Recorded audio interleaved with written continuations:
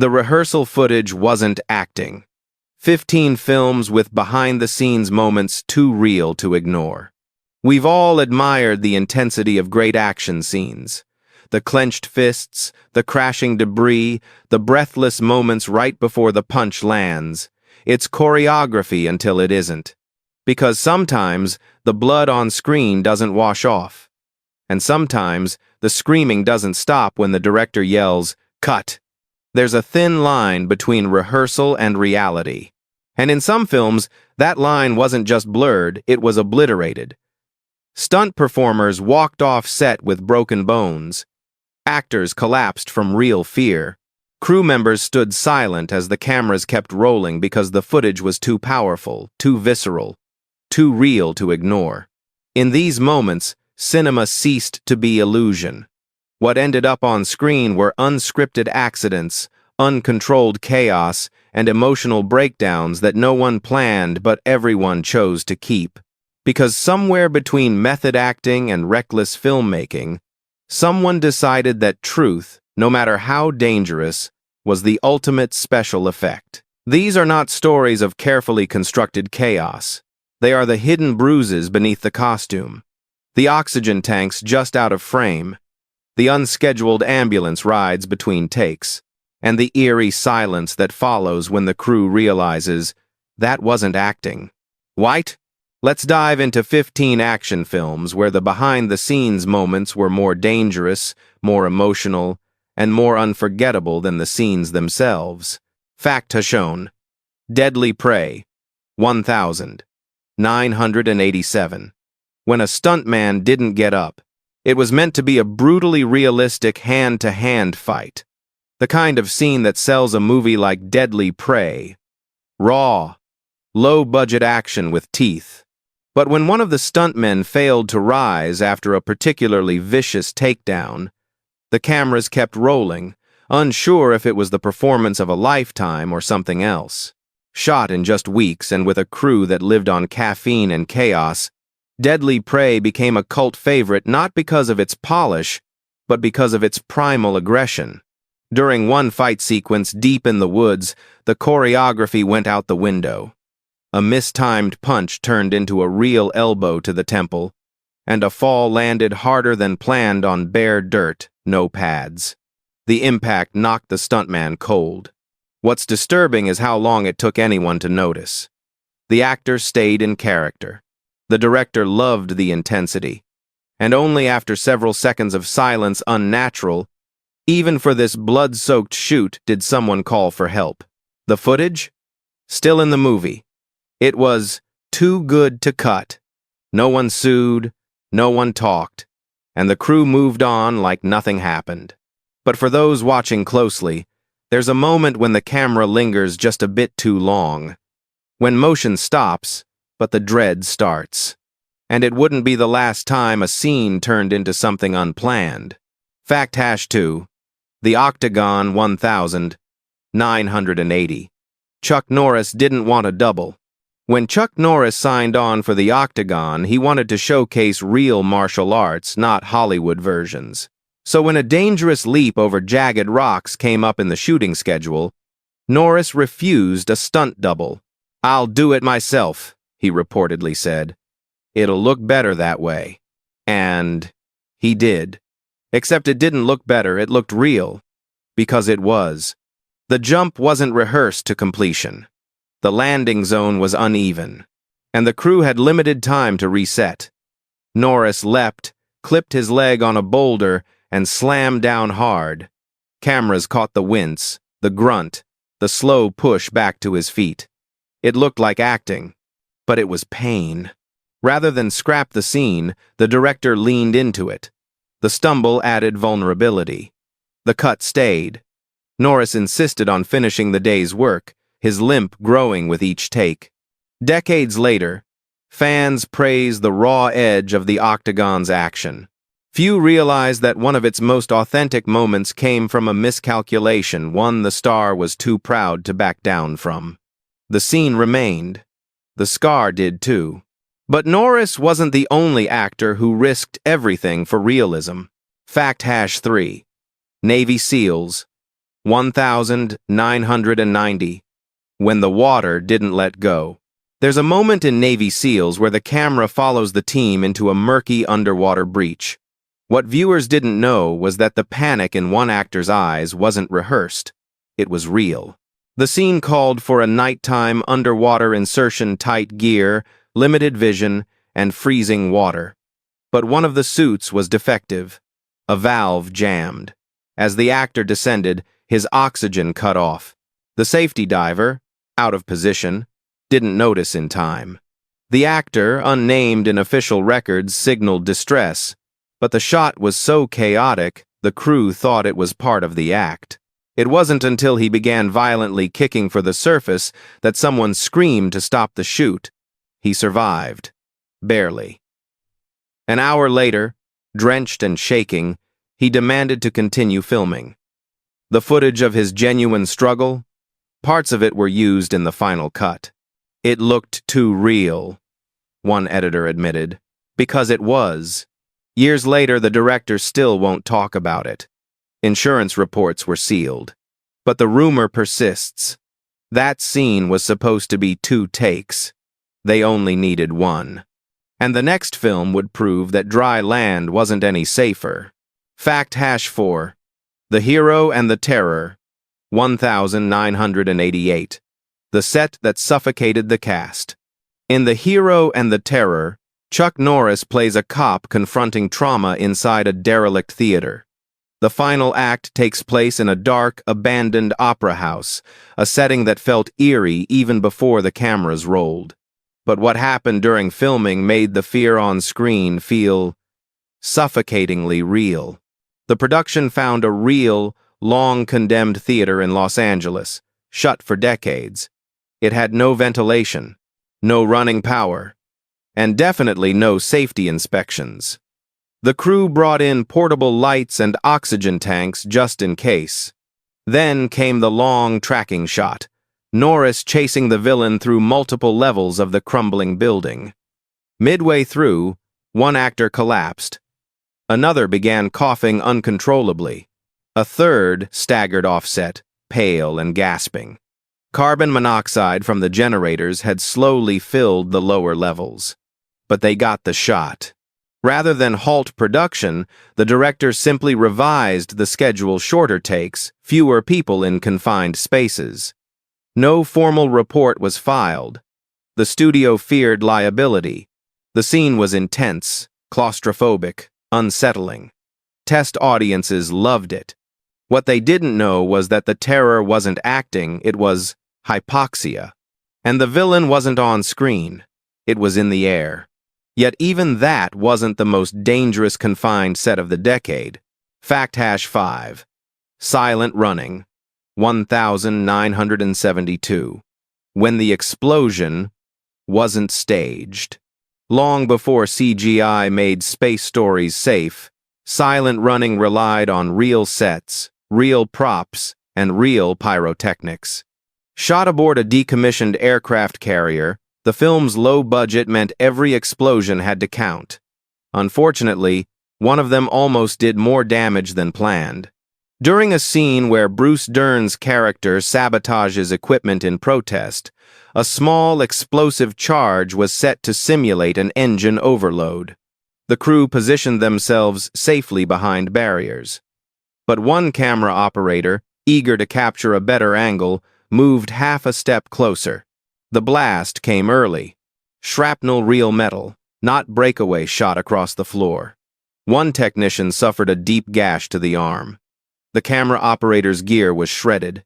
The operator himself was thrown back, unconscious. And yet, the shot? It was breathtaking. The studio reviewed the footage. Editors gasped. The scene stayed. Insurance covered the medical bills. But no one was fired. The director simply said, "It looked too real to reshoot." In the final film, there's a frame, just one, where you can see the shadow of a crew member ducking. That wasn't planned. But it was real. And it wouldn't be the last time authenticity drew blood. Fact #6. Bulletproof, 1988. The gun didn't fire blanks. It was supposed to be routine, a high-speed shootout scene with blanks, squibs, and the usual pyrotechnic choreography. But on the set of Bulletproof, one prop gun turned out to be anything but harmless. The scene involved a standoff between the lead and a minor villain. The actor playing the villain had trained for the timing raise, fire, drop. But when he pulled the trigger, a shell casing ejected with abnormal force, striking a crew member just outside the frame in the face. That shouldn't have happened. The prop master rushed in. Upon inspection, it was discovered that one of the guns had been loaded with a malfunctioning blank containing fragments that weren't cleared. A few more degrees, and the result could have been fatal. The production shut down for half a day. No police report, no news leak. The scene was reshot, except not entirely. The original take, with the actor's visible panic and the camera's slight jolt, made it into the final cut. It gave the scene an edge no one could fake. And no one wanted to talk about it again. Because in Bulletproof, it wasn't the script that caused the most damage. It was trust in a cold piece of steel. But one director would take that same trust and push it even further. Fact-7, Cyborg, 1989. The director who didn't call cut. Albert Pyun was known for working fast, cheap, and dangerous. With Cyborg, he had a vision of post-apocalyptic brutality and a lead actor, Jean-Claude Van Damme, who was eager to prove himself. What neither anticipated was a moment so raw, so unscripted, that it caused one of the stuntmen to leave the set permanently. The scene was a chaotic melee in a flooded alley, blades, fists, bodies in motion. One stunt performer had choreographed a spinning kick sequence with Van Damme. But during the take, the water-soaked ground shifted. Van Damme over-rotated. His heel struck the stuntman's temple with full force. He went down, hard, eyes unfocused, breathing shallow. But Pyun didn't yell cut. Instead, he let the scene continue. Another actor stepped in, improvising an attack. Van Damme, unsure whether it was a real fight or not, responded in kind. The camera caught it all fluid, frenzied, terrifying. Only when the stuntman failed to get up did the crew intervene. He recovered eventually, but he never returned to set. And the director? He used parts of that footage in the final cut. It was ugly, he said later, but it was honest. Honest or reckless. The film got its shot. The performer got a scar. And 1 year later, another actor would experience something even worse on live film. Fact-height. Split second. 1992. The flood was real. Set in a near-future London submerged by climate catastrophe, Split Second was a low-budget sci-fi action film starring Rutger Hauer. Its dingy, flooded sets weren't created on sound stages. They were shot in actual underground structures filled with standing water, rats, and decay. For a pivotal chase sequence, the crew filled an old meatpacking facility with ankle-deep water. The power systems were rigged across overhead beams, barely passing safety standards. No one expected what would happen next. A short circuit, caused by exposed wiring and rising water levels, triggered a localized electrical discharge just feet from the cast. One crew member was knocked unconscious. Others felt burning sensations in their limbs. Shooting paused. Temporarily. Rather than abandon the location, the producers doubled down. More rubber mats, fewer crew per take, tighter scheduling. Hauer, famously fearless, continued despite the risks. "That's the character," he reportedly muttered. "He's already dying anyway." The final scene shows Hauer running through flickering lights and sparking wires. The fear on his face? Entirely real, because there was no second take. And it set the stage for yet another production that mistook danger for atmosphere. Fact-9, Rolling Thunder 1977. The blood didn't wash off. A revenge thriller known for its slow burn rage, Rolling Thunder is often remembered for its haunting ending. But one of the most chilling moments didn't come from the script. It came from a rehearsal gone wrong that made it into the shoot. William Devane's character is tortured using a garbage disposal in one harrowing scene. The original plan was to simulate the device with sound design and close angles, but the practical effects team wanted something more visceral. They brought in a custom-built prop rig, complete with fake bloodlines and a rotating mechanism. What they didn't anticipate was a pressure leak. During the rehearsal, one of the prop's tubes burst unexpectedly, spraying real fake blood and some sharp plastic debris directly into Devane's face. He screamed, not in character, in pain. The cameras kept rolling. His expression contorted, wild, unfiltered was so intense, the director insisted on keeping the take. The swelling around his eye? It's visible in the next two scenes. Production simply shot around it. Years later, Devane joked that the garbage disposal was more committed to the role than anyone else on set.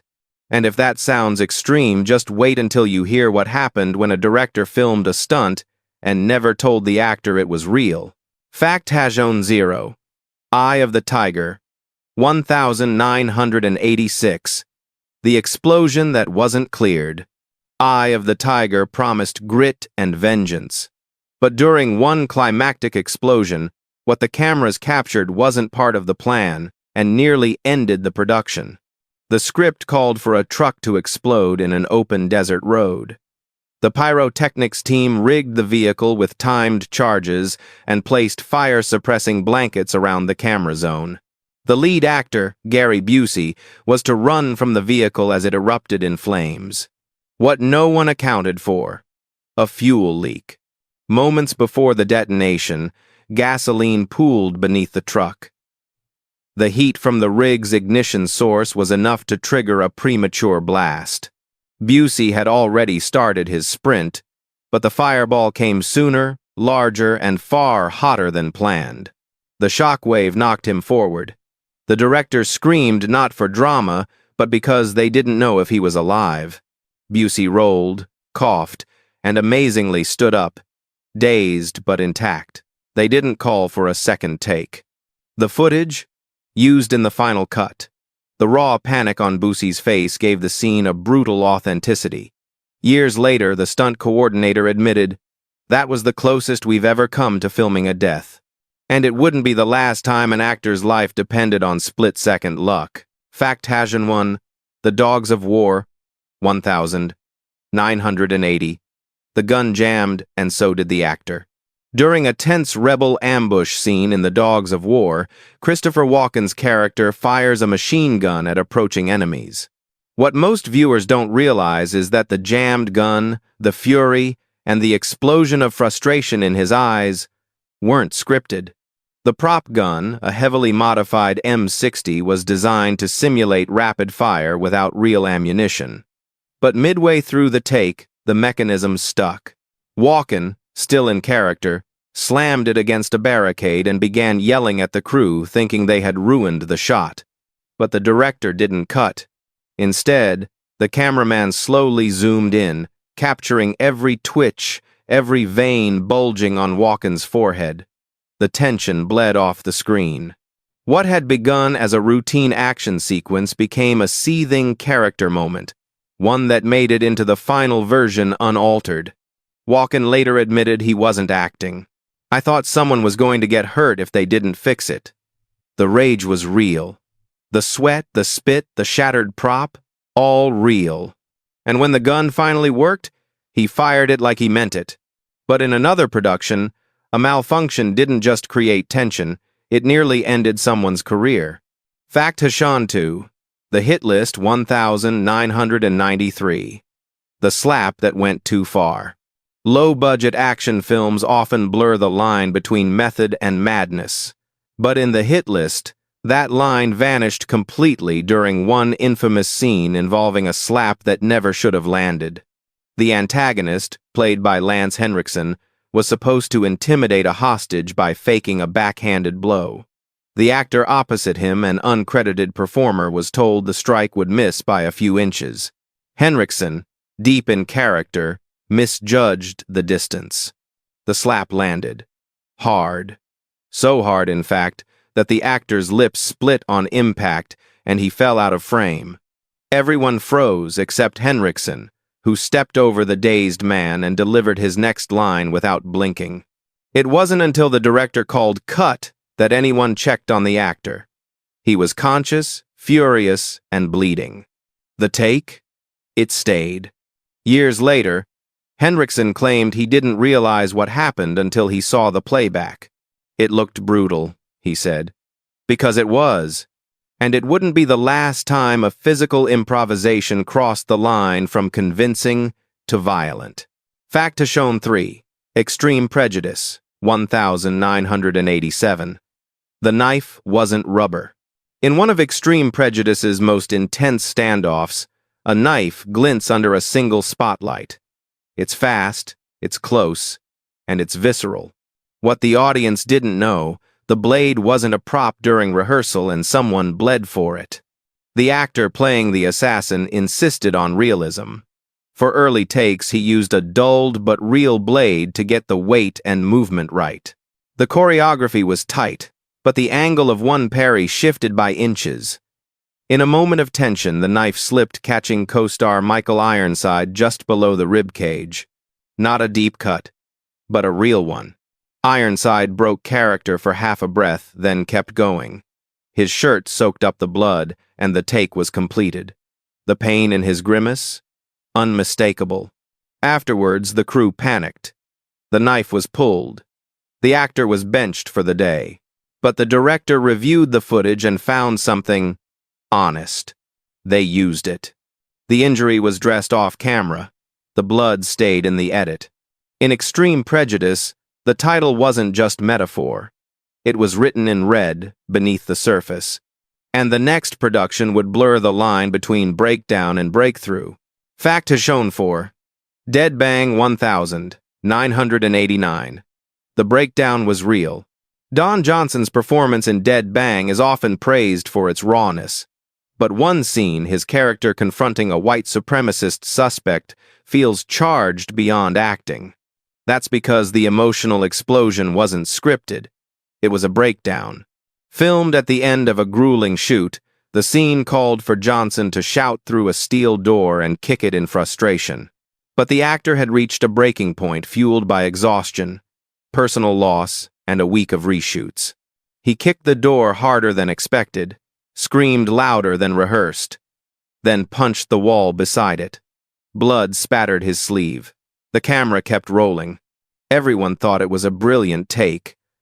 No one realized Johnson wasn't performing. He was unraveling. The scene stayed, almost untouched. Only later did the director admit they never got him to repeat it. "We couldn't," he said. "Whatever that was, it was lightning. There's no stunt, no weapon, no fireball in that shot. Just a man boiling over, and a crew too stunned to intervene." And in the final fact, a director wouldn't wait for emotion to arrive. He'd manufacture it, without warning. Fact has shown 5. Stone Cold 1991. The director set the scene but didn't warn the actor. In Stone Cold, a biker gang raid culminates in a moment of raw panic when a character is ambushed mid-monologue. It looks like perfect timing, shock, chaos, confusion. That's because the actor didn't know it was going to happen. Director Craig R. Baxley was known for pushing limits. For one key scene, he told the crew to prep a surprise explosive charge just outside the actor's line of sight.